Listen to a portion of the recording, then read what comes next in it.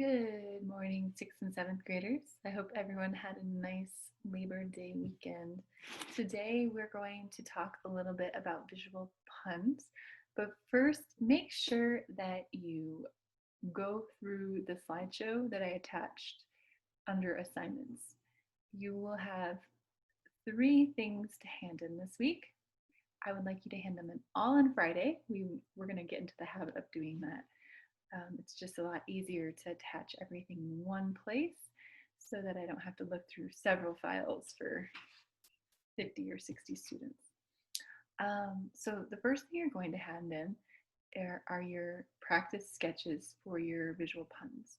So we did an album art project our second week of class. Some students were confused on thumbnail sketches.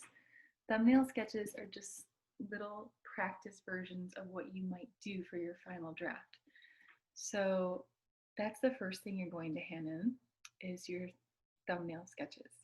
You're also going to hand in a final draft of your visual pun. Now, I really want you to try to add color to your pun. It just makes them a lot more interesting to look at. If that's completely impossible for you to get a hold of colored pencils or markers or watercolors, then try your best to shade your pun with as much value as possible, maybe using a Q-tip or a blending stick. So a visual pun is a literal play on words, and you're going to be literally drawing a visual pun. So for example, and like I said, if you went through the slideshow, you should already have an idea. But I saw a visual pun for Super Bowl, and there's a bowl with the Superman logo on it and a football inside the bowl. I've seen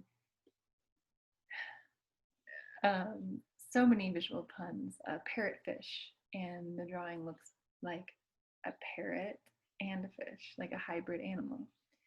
How about flash drive? I've seen students draw that character. I can't remember the name of the cartoon, but it's like they incorporated a cartoon character, Flash, into like what a flash drive would look like. Butterfly might be like a flying stick of butter. One main thing you need to know when you're doing this lesson is that you can't just copy a visual pun off the internet. You can definitely find examples that you like online and make them your own somehow. So, for example, if I was to open the internet right now, I would find many visual puns. If I copy that exactly how it is, that's called copyright infringement. And as an artist, that's illegal. You can't do that. As a practicing student, you can maybe get away with it, but not when you're handing them in to your teacher. So it's okay to practice things you see on the internet, but you have to change them at least 30 to 50% to make it your own.